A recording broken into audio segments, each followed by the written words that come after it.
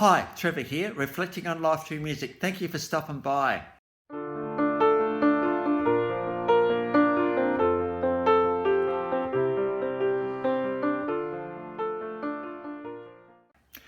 Well, come in today again, you're very, very welcome. I trust you enjoyed my last video on movie composing genius Danny Elfman, and through such iconic movies as Batman 1989 and Big Fish, Nightmare Before Christmas, amongst others. We looked at the magic of music in movies. So I trust you found that encouraging through that absolute genius. We're going from there to 1920 in Concord, California.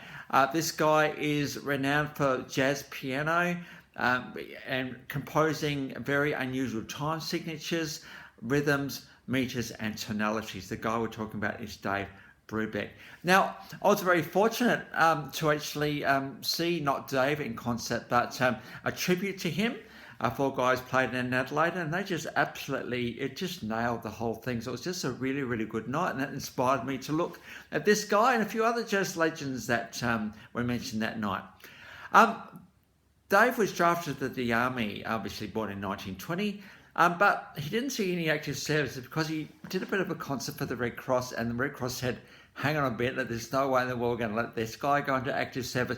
We're going to get him to play for us instead. And because of that, he didn't actually see active service, but he did his own thing in his own way.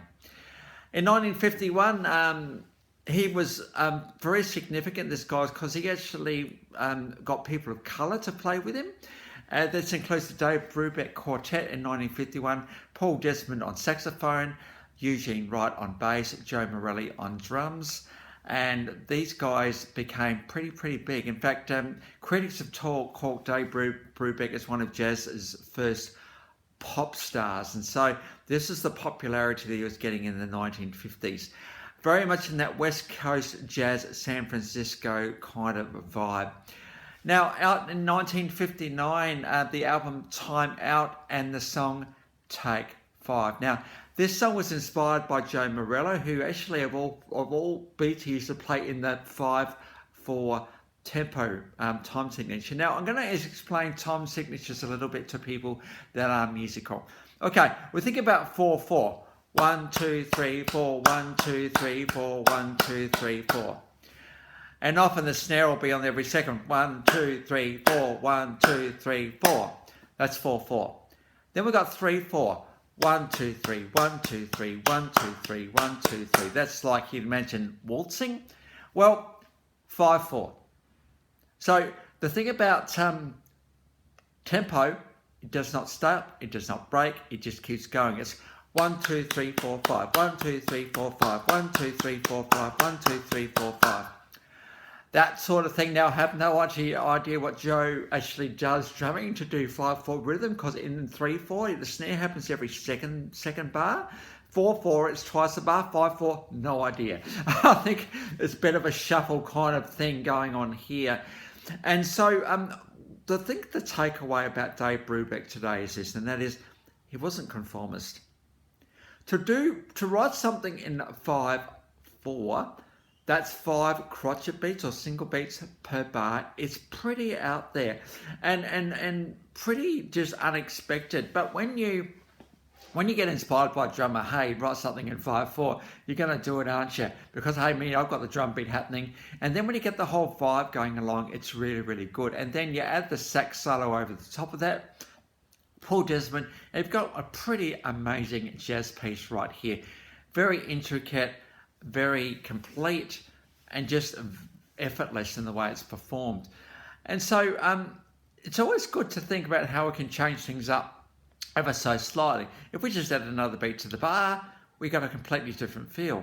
It's not 3/4, it's not 4/4, it's 5/4. So completely different indeed. And I think we've always got to be thinking about how we can tweak the edges a little bit just to change things up a bit. Just to be able to bring in difference to the world. And this is just so radically different that it just really, really worked. And so if you've got a bit of an idea for something radically different, do it. Because you know what? The world needs radically different. It really, really does. Because it's what makes the world alive. So time out, we've got a live version of the quartet going through their faces. Then we go forward to 1995, and then Joe Morello on drums just comes back and plays Take 5 on TV. It's pretty good to see him actually doing that there. We then got Golden Brown. This song was composed by Dave Brubeck, but it was brought to light by the Stranglers a little bit in 1985, and again around the 1980 period. Again, very, very weird time signature here. There's all sorts of things going on here. When you listen to this song, when the Stranglers did it, you didn't realize how intricate it was. But if you're actually getting different time signatures in there, you're actually doing really, really well. And so we've got Dave Brubeck doing that live. It looks like similar to the Time Out, the Take 5 video. We then got Those Foolish Things, another one of Dave's classic songs. This is from 1959, live version of that one. And we've got Koto's song, again, starting with Dave, a little bit more on piano here, doing what he does really, really well. The thing about Dave Brubeck, extremely demanding. When I watched these four playing in Adelaide a little while back, oh my goodness, it was just demanding. Being a piano player myself, I have no idea how you get to be this good. Obviously, it's practice. But, to be able to do it as easily as that is pretty amazing. So, Koto's song, 1964. Now, as I've said, Dave Brubeck was sort of one of the jazz's first pop stars, very, very popular in that 1950 period. Because Take 5 changed everything. The very demanding musicality. He has an asteroid named after him, 5079 at Brubeck, so that's pretty cool. He's received an honorary doctorate from the iconic Eastern School of Music. He's been recognised in the Kennedy Center in 2009, and he's received a Grammy Lifetime Achievement Award. Between 1948 and 2007, there are stacks and stacks and stacks of recordings, multiple in 1 year. 114 is what I counted. Now, I may be wrong there, but it's a lot.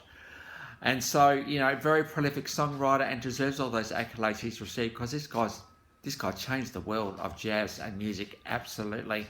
And it's people like this that just did what he did and played with the heart and just had an absolute ball doing what he did. Dave did leave us in 2012 at the age of 91, but he performed all of his life. So up to 2007, his last recording, he was playing all of his life. And because of that, very understated man, very talented family man. He just didn't let music take him over. He just did what he did, and he changed the world because of that. So it's great to be able to give Dave Brubeck a bit of a tribute today. And if any of the Brubeck family are watching, you know what an absolute treasure this guy was, how much he changed the world with his 5/4 rhythms and other bits and pieces. So, massive loss when he left us at the age of 91. So, the links to those, how many we got this time? We've got 1, 2, 3, 4, 5 clips are in the description below. And I've also included my last video from Danny Elfman, so if you want to recap on him, feel free. Well, let's not be scared to be ourselves, to tinker around the edges and see what can be. Well, if you come back for another one, or this is your first time, the Life Reflection through Music, so great to see everybody coming back or coming here for the first time. I trust you've enjoyed it today. Next time, we're going to go on to the Dixie Chicks. So until then, I'll catch you around. Bye for now.